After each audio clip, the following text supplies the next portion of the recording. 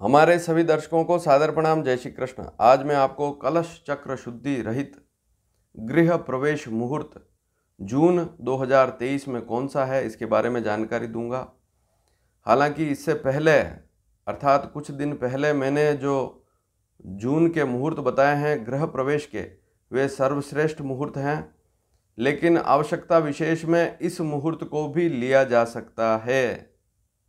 तो जून 2023 में कलश चक्र शुद्धि रहित, एक तो सहित होता है, एक रहित होता है।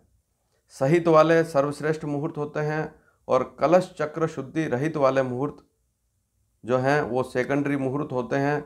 आवश्यकता विशेष में उनको भी लिया जा सकता है। तो केवल एक मुहूर्त है जून के महीने में, आप चाहें तो कर सकते हैं।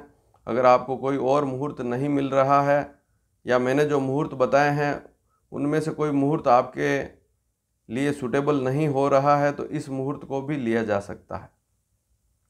अब कलश चक्र शुद्धि होती क्या है, तो इसके बारे में एक सामान्य सी जानकारी दे दूं आपको। हालांकि इसको समझना थोड़ा सा जटिल प्रक्रिया है, इतना जटिल भी नहीं है, लेकिन ज्योतिष का ज्ञान होना अति आवश्यक है।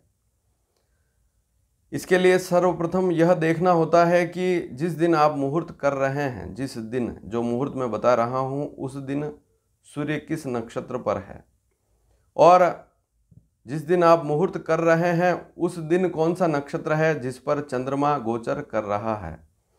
तो जो मुहूर्त का दिन है उस दिन सूर्य की स्थिति किस नक्षत्र पर है और चंद्रमा की स्थिति किस नक्षत्र पर है, और इससे फिर गणना देखी जाती है कि सूर्य नक्षत्र से चंद्र नक्षत्र तक या उस दिन तक सूर्य जिस नक्षत्र पर चल रहा है उस दिन से, उस नक्षत्र से लेकर जिस दिन मुहूर्त करना है उस नक्षत्र तक गिनना है, और जो गणना आए उस गणना के आधार पर कलश चक्र शुद्धि देखी जाती है।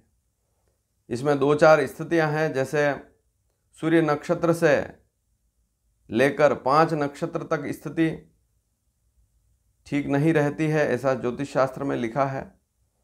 फिर 6 से लगाकर 13 तक जो स्थिति है उसको शुभ कहा गया है।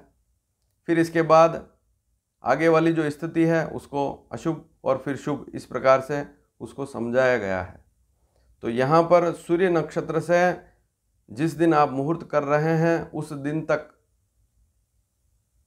गणना की जाती है और उस आधार पर कलश चक्र जो शुद्धि है वो देखी जाती है। लेकिन आज का जो मुहूर्त बता रहा हूँ इसमें कलश चक्र शुद्धि जो गृह प्रवेश में देखी जाती है वह नहीं है, लेकिन फिर भी इस मुहूर्त को कर सकते हैं, क्योंकि यह मुहूर्त कलश चक्र शुद्धि में भी बहुत सारी बातें देखी जाती है, और उनमें से अगर उस गणना को अगर बारीकी से देखा जाए तो यह मुहूर्त बुरा नहीं है, क्योंकि इस दिन पुष्य नक्षत्र है।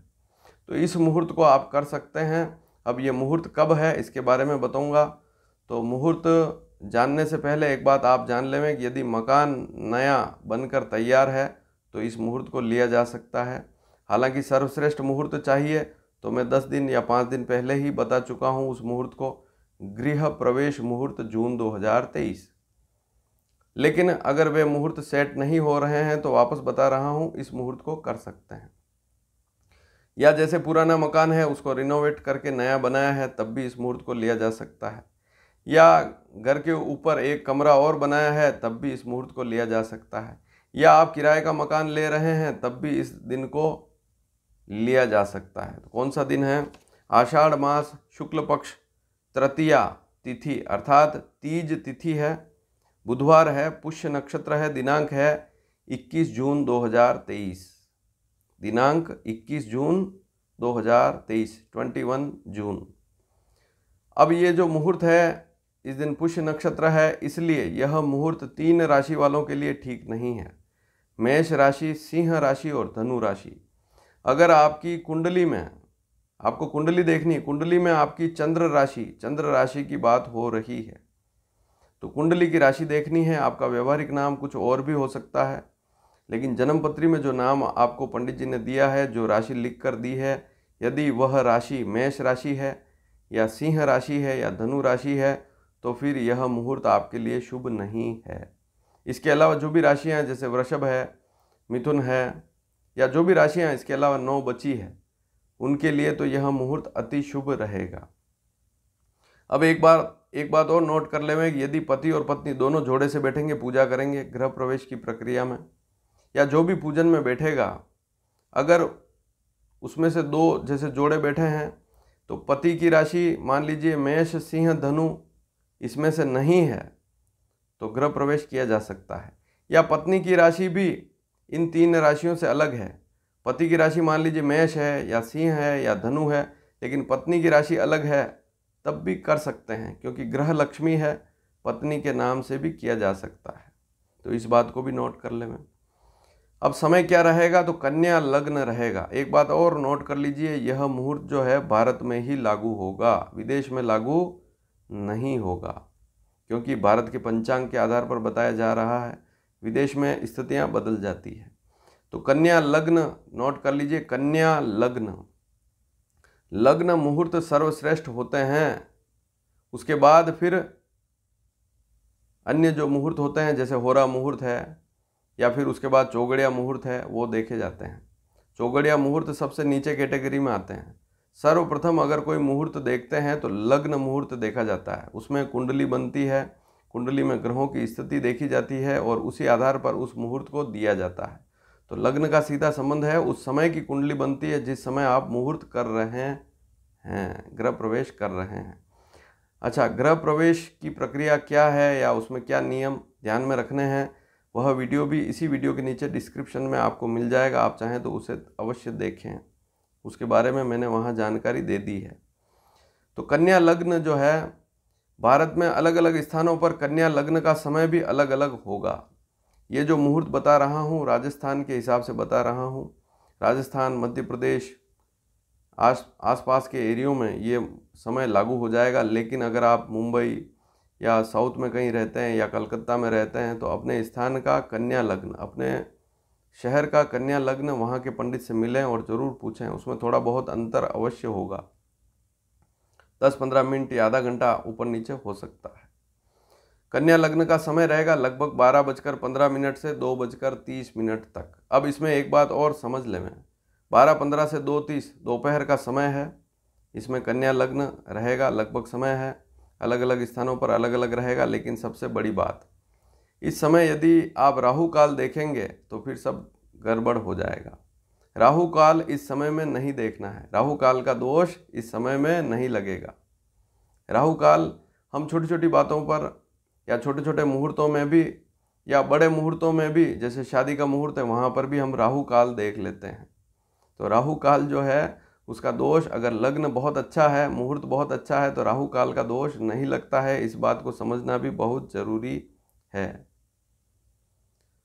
अब सबसे बड़ी बात, इस मुहूर्त से संबंधित सबसे बड़ी बात, मैंने आपको मुहूर्त की तारीख बता दी, किन राशियों के लिए ठीक नहीं है, मुहूर्त का समय बता दिया। अब कलश चक्र शुद्धि रहित अगर देखें तो इस दिन सूर्य जो है मृगशीर नक्षत्र पर है और इस दिन पुष्य नक्षत्र है। तो मृगशीर, आर्द्रा, पुनर्वसु और पुष्य चौथा नक्षत्र पड़ेगा, तो 5 नक्षत्र के अंदर है, इसलिए यहाँ पर कलश चक्र शुद्धि नहीं है। अगर 6 से 13 के बीच में नक्षत्र होता तो शुभ स्थिति रहती, 14 से 21 के बीच में होता तो फिर वापस अशुभ स्थिति होती है कलश चक्र में, ये भी देखना पड़ता है। और फिर 22 से लेकर 27 के बीच में है, सूर्य नक्षत्र से 22वां, 23वां, 24वां, 25वां, 26वां, 27वां नक्षत्र है, तो वहाँ कलश चक्र शुद्धि सहित मुहूर्त हो जाता है। तो इस बात को समझना आप सीख पाए होंगे। तो यहाँ पर यही देखना होता है कि सूर्य किस नक्षत्र पर है और वर्तमान में जो मुहूर्त कर रहे हैं उस दिन कौन सा नक्षत्र है, वहाँ तक गिनना होता है।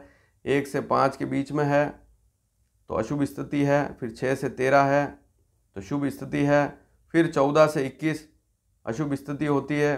अशुभ का अर्थ है वहाँ कलश चक्र शुद्धि नहीं है, अशुभ कुछ नहीं है। लेकिन एक बात महत्वपूर्ण है कि यह चौथा नक्षत्र है। यदि पहला होता, जैसे सूर्य मृगशीर नक्षत्र पर है और मुहूर्त भी मृगशीर नक्षत्र में ही हो रहा है, तो फिर स्थिति ज़्यादा खराब होती है। ये चौथा नक्षत्र है, इसलिए यहाँ पर स्थिति इतनी खराब नहीं है, इसलिए इस मुहूर्त को लिया जा सकता है। तो जून का मुहूर्त आपने जाना, इस मुहूर्त को आप चाहें तो कर सकते हैं। नया मकान बनकर तैयार है, हवन की प्रक्रिया सुबह जल्दी शुरू हो जाएगी और फिर ये जो समय दिया है इसमें गृह प्रवेश की प्रक्रिया पूरी होगी। गृह प्रवेश में किचन को स्टार्ट करते हैं, नया कलश भर के रखते हैं, पूरी विधि आप चाहें तो उस वीडियो में अवश्य देख सकते हैं, सुन सकते हैं। वीडियो अच्छा लगा हो तो शेयर भी इस वीडियो को अवश्य करें, ताकि घर बैठे ही मुहूर्त की जानकारी सभी दर्शकों को मिल सके। जो नए दर्शक होंगे उनको भी मिलेगी जानकारी। धन्यवाद। जय श्री कृष्ण।